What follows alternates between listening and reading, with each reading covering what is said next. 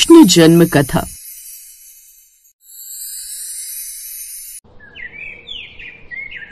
राजा उग्रसेन मथुरा के राजा थे।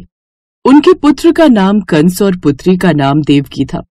कंस बहुत अत्याचारी था और अपने हठ के कारण उसने अपने पिता को ही राजगद्दी से उतार दिया और खुद मथुरा का नरेश बन बैठा। वह एक कठोर, निर्दय और क्रूर व्यक्ति था। मथुरा में हर कोई उसकी क्रूर और दुष्ट प्रकृति से डरता था, लेकिन एक व्यक्ति था जिसे कंस प्यार करता था और वह थी उसकी बहन देवकी। फिर कुछ समय बाद देवकी का विवाह वासुदेव नाम के एक यदुवंशी सरदार से तय हुआ था। तुम्हारे जाने के बाद ये महल सूना सूना लगेगा देवकी, मुझे तुम्हारी याद सताएगी। मुझे भी भैया। कुछ समय बाद देवकी की शादी वाला दिन आ गया। शादी बहुत ही धूमधाम से हुई। न जाने क्यों देवकी के विदा होने पर मेरा मन विचलित हो रहा है। मैं देवकी को उसके ससुराल तक पहुंचा कर आऊंगा। विवाह के बाद कंस अपनी प्यारी बहन देवकी और बहनोई वासुदेव को उसके ससुराल पहुंचाने जा रहा था। जब वे रास्ते में थे तभी अचानक आकाशवाणी हुई। क्रूर कंस, तू क्यों इतना खुश है? सावधान हो जा।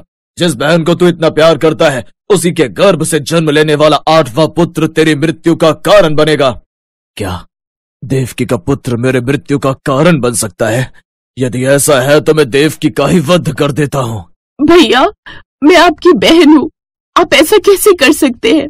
आप तो मुझे कितना प्यार करते हैं। मुझे सबसे ज्यादा प्यारी अपनी जान है और किसी की नहीं। आकाशवाणी सुनकर वो अपनी बहन देवकी को मारने के लिए आगे बढ़ा। मैं इसे मार डालूंगा इससे पहले कि वो 8वां पुत्र जन्म ले। कंस, तुम नहीं समझते कि तुम कौन सा पाप करने जा रहे हो। तुम्हारी प्यारी बहन को उसके विवाह के दिन मारना अन्याय है, महापाप है। अगर तुम देवकी को छोड़ दोगे तो मैं तुम्हें वचन देता हूँ कि हमसे जन्मे हर बच्चे को मैं स्वयं तुम्हें सौंप दूंगा। मेरा विश्वास करो।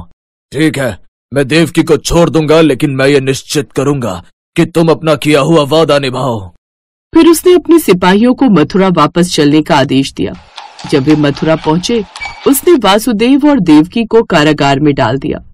जैसे ही देवकी की पहली संतान का जन्म होता है, अपने वचन अनुसार वासुदेव अपनी पहली संतान को लेकर कंस के पास आते हैं।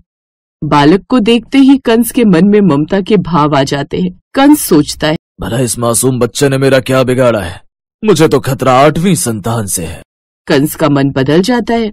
ले जाओ अपने बच्चे को, ये नन्हा सा बालक मेरा क्या ही बिगाड़ेगा, और वैसे भी खतरा तो मुझे 8वीं संतान से है। देवलोक से देव ऋषि नारद ये सब देख रहे थे। उन्होंने सोचा, नहीं नहीं, ये विधान के अनुरूप नहीं हो रहा है। अगर कंस के मन में ममता जाग गई तो भगवान अवतार कैसे लेंगे? भगवान विष्णु को जन्म लेने के लिए कंस को बाकी संतानों की बलि देनी ही होगी।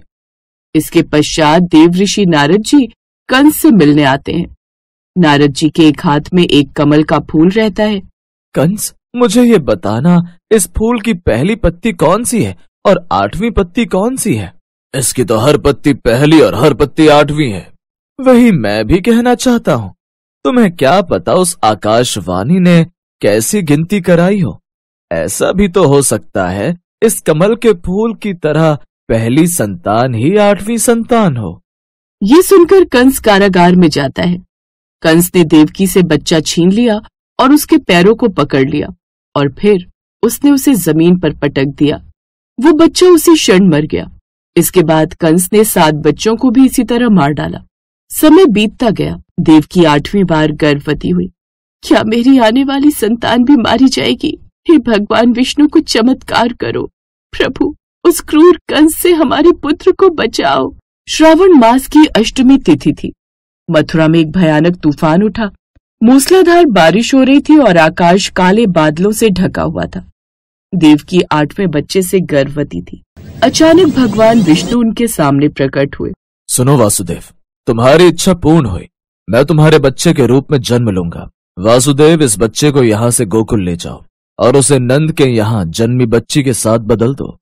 ऐसा कहकर भगवान विष्णु अंतर ध्यान हो गए और मध्य रात्रि में एक बालक का जन्म हुआ। देवकी देखो, जंजीरें खुल गई हैं। ये एक चमत्कार है। देवकी, जल्दी मुझे बच्चा दे दो। मैं इसे हमारे मित्र नंद के घर गोकुल ले जाऊंगा। जैसे ही वासुदेव ने जाने की तैयारी की, जेल के दरवाजे अपने आप खुल गए और सभी सैनिक गहरी नींद सो गए। ध्यानपूर्वक बच्चे को टोकरी में रखते हुए वासुदेव गोकुल की ओर चल पड़े। वासुदेव के पीछे शेषनाग थे, जो भगवान विष्णु के सिरहाने वैकुंठ में रहते थे। उन्होंने अपने फन को बच्चे की टोकरी के ऊपर फैला दिया, जिसे वासुदेव ने अपने सिर पर उठा रखा था। जल्द ही वासुदेव यमुना नदी के किनारे पहुंच गए और आश्चर्यजनक रूप से यमुना नदी ने उन्हें रास्ता दे दिया। वासुदेव गोकुल पहुंचे, जहां नंद की पत्नी यशोदा ने अभी अभी एक कन्या को जन्म दिया था। वासुदेव ने कृष्ण को बच्ची के पालने में रख दिया और बच्ची को धीरे से अपने साथ ले लिया और फिर कालकोठरी में वापस लौट आए। रक्षकों को जगाते हुए बच्चे के रोने की आवाज उनके कानों तक पहुंची। शिशु के रोने की आवाज सुनते ही रक्षकों ने तुरंत इस खबर को राजा कंस तक पहुंचाया। कंस तुरंत जेल में देवकी के पास पहुंचा। देवकी, मुझे बच्चा दे दो। ये तो एक कन्या है, और एक कन्या कैसे तुम जैसे एक महान योद्धा को क्षति पहुंचा सकती है? इसे छोड़ दो भाई, इसे छोड़ दो। लेकिन कंस उनकी किसी भी विनती को सुनने के लिए तैयार नहीं था। जैसे ही उसने उस बच्ची को अपने हाथों में लिया, वो बच्ची उसके हाथ से फिसल गई और हवा में उड़ गई। अरे ओ दुष्ट कंस, एक निर्दोष बच्ची को मारने में तू अपनी बहादुरी समझता है? तुझे मारने वाला गोकुल में सुरक्षित है। समय आने पर वो तुझे ढूंढ लेगा और तुझे तेरे सभी पापों के लिए दंड देगा। ऐसा कहकर देवी दुर्गा अंतर्ध्यान हो गई। माँ दुर्गा के कथन सुनकर कंस भयभीत हो गया। इस तरह भगवान कृष्ण का जन्म हुआ और उस दिन के बाद से गोकुल में भगवान कृष्ण के जन्मोत्सव पर सारे गोकुल में तैयारियां चलने लगी।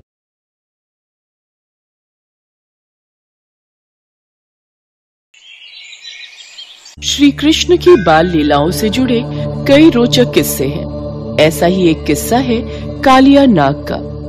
श्री कृष्ण ने अपनी लीला से उसका घमंड चूर चूर कर दिया था। ये बात तब की है जब यशोदा के लल्ला कन्हैया गोकुल में रहा करते थे। गोकुल के पास ही यमुना नदी बहती है। एक बार यमुना को कालिया नाग ने अपना घर बना लिया और नदी के पानी को अपने विष से जहरीला कर दिया। उस पानी को पीकर पशु पक्षी और गांव के लोग मरने लगे थे। श्री कृष्ण को ये बात पता चल गई और वो कालिया नाग तक पहुंचने की योजना बनाने लगे।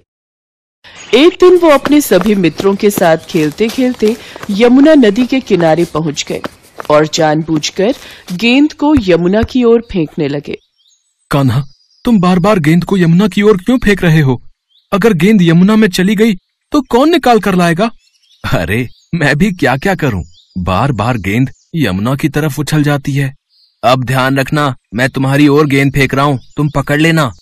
कृष्ण तो यही चाहते थे कि गेंद यमुना जी में जाए और खेलते खेलते अचानक से उनकी गेंद यमुना नदी में जा गिरी। अब यमुना नदी के पानी और उसमें रहने वाले कालिया नाग के बारे में सभी को मालूम था, इसलिए मौत के डर से कोई भी नदी में जाने को तैयार नहीं हुआ। कान्हा, गेंद तुमने ही यमुना नदी में फेंकी है, अब तुम ही इसे निकाल कर लाओगे। हाँ हाँ कान्हा, अब तुम ही गेंद को वापस लेकर आओ। पर यमुना नदी में तो कालिया नाग रहता है, सुना है वो बहुत विशाल है। अगर कान्हा यमुना नदी में गया तो कालिया नाग कान्हा को खा जाएगा। घबराओ नहीं, कालिया नाग मेरा कुछ नहीं बिगाड़ सकता। तुम सब यहीं ठहरो, मैं गेंद लेकर आता हूँ। कान्हा के सभी मित्र उन्हें यमुना में जाने से रोकते रहे, पर भगवान कृष्ण नहीं माने। वो कदम के वृक्ष के ऊपर चढ़े और नदी में छलांग लगा दी। सभी बच्चे डर के मारे भागे भागे नंद यशोदा के घर पहुंचे और सारी बात बताई। ये सुनते ही यशोदा मैया डर गईं और फूट फूट कर रोने लगी। ये बात धीरे धीरे पूरे गोकुल धाम में जंगल की आग की तरह फैल गई। सभी दौड़े दौड़े यमुना नदी किनारे आ गए, लेकिन कृष्ण अभी तक वापस नहीं आए थे। नंद बाबा और देवकी मैया का रो रो कर बुरा हाल हो रहा था। तभी बलराम बोले, आप सब कान्हा की चिंता मत करो, देखना वो कुछ ही देर में यमुना से निकलकर बाहर आ जाएगा। मैं कान्हा को जानता हूँ, उसका कोई कुछ नहीं बिगाड़ सकता। बलराम ने सबको दिलासा दी। वहीं नदी में कृष्ण को देखकर कालिया नाग की पत्नियों ने उन्हें वापस जाने को कहा। पुत्र, ये लो तुम्हारी गेंद, अब तुम ज्यादा देर यहाँ मत रुको। हमारे पति अभी गहरी निद्रा में सो रहे हैं। अगर उन्होंने तुम्हें देख लिया तो क्रोध में आकर तुम्हें कोई नुकसान न पहुंचा दे। मैया, गेंद तो एक बहाना है। वास्तव में तो मैं आपके पति कालिया नाग से ही मिलने आया था। अब जब तक मैं अपनी यमुना को कालिया नाग से मुक्ति नहीं दिला दूंगा तब तक मैं वापस नहीं लौटूंगा। तभी कालिया नाग जाग गया। कृष्ण ने कालिया नाग को यमुना नदी छोड़ने का आदेश दिया। यदि तुम जान की सलामती चाहते हो तो यमुना को छोड़कर चले जाओ। तुम ठहरे छोटे से बालक, मैं तुम्हें चेतावनी देता हूँ कि तुम यहाँ से बचकर चले जाओ, वरना मेरे जहर से तुम नहीं बच पाओगे। मेरी शरण में जो कोई आता है मैं उसे क्षमा करके छोड़ देता हूँ, पर लगता है तुम बहुत हठी हो। तुम ऐसे नहीं मानोगे। कृष्ण और कालिया नाग की जोरदार लड़ाई हुई, जिससे सभी देवी देवता भी भयभीत हो गए। काफी समय तक भगवान कृष्ण और कालिया नाग में युद्ध चलता रहा। यमुना तट पर नंद बाबा और यशोदा मैया के साथ सभी गोकुलवासी यमुना की ओर नजरें टिकाए रो रहे थे। मेरा लाल, मेरा कान्हा, वापस आजा मेरे बेटे, मेरा कान्हा, कान्हा। चिंता मत करो यशोदा, हमारे कान्हा को कुछ नहीं होगा, वो लौट आएगा। काफी समय तक युद्ध करने के पश्चात कालिया नाग हार गया। भगवान कृष्ण ने उसके फन को अपने चरणों के नीचे दबा दिया। कालिया नाग थक चुका था। पुत्र, तुमने मुझे मैया कहा है, मेरे सुहाग की रक्षा करो, उन्हें जीवन दान दो। सुनिए, आप भगवान कृष्ण से क्षमा मांग लीजिए। ये कोई साधारण बालक नहीं, ये तो साक्षात नारायण का अवतार है, जिनके दर्शनों के लिए सभी देवी देवता, प्राणी और समस्त लोकवासी व्याकुल रहते हैं। आज उनके चरणों में आपको स्थान मिला है, इनसे क्षमा याचना कीजिए, ये आपको क्षमा कर देंगे। त्राहिमाम, त्राहिमाम, हे प्रभु, मुझे क्षमा कर दीजिए। आपको पहचानने में मुझसे भूल हो गई। मैं आपकी शरण में आया हूँ, मुझे जीवन दान दीजिए। ठीक है, मैं तुम्हें जीवन दान देता हूँ। अब तुम यमुना नदी को छोड़कर वापस अपने स्थान रमणक द्वीप पर लौट जाओ। प्रभु, वहाँ गरुड़ पक्षी मुझे मार डालेगा, मैं वहाँ कैसे जाऊं? गरुड़ से ही जान बचाकर मैं अपनी रानियों सहित यहाँ आ गया था, क्योंकि सौभरी ऋषि के श्राप के कारण गरुड़ यमुना नदी के पास नहीं आ सकता। वो अब तुम्हें कुछ नहीं कहेगा। मेरे चरणों के निशान तुम्हारे फन पर हैं। उसे देखकर गरुड़ तुमको नहीं मारेगा। चलो, अब मुझे बाहर ले चलो। जो आज्ञा प्रभु। इसके पश्चात कालिया नाग श्री कृष्ण को अपने फन पर उठाकर यमुना नदी से बाहर आ गया। श्री कृष्ण कालिया नाग के फन पर नृत्य करने लगे। नंद बाबा, यशोदा मैया के साथ सभी गांव वाले कृष्ण को ये लीला करते देख अचंभित हो रहे थे। गोकुल का वातावरण प्रसन्नता से भरा हुआ था। सभी के चेहरों पर खुशी थी। देवी देवता भी भगवान कृष्ण की ये लीला देखकर मोहित हो गए। और उसके बाद कालिया नाग यमुना के रास्ते अपनी पत्नियों के साथ अपने स्थान पर चला गया। कृष्ण को सही सलामत वापस पाकर सभी गांववासी बहुत खुश हुए।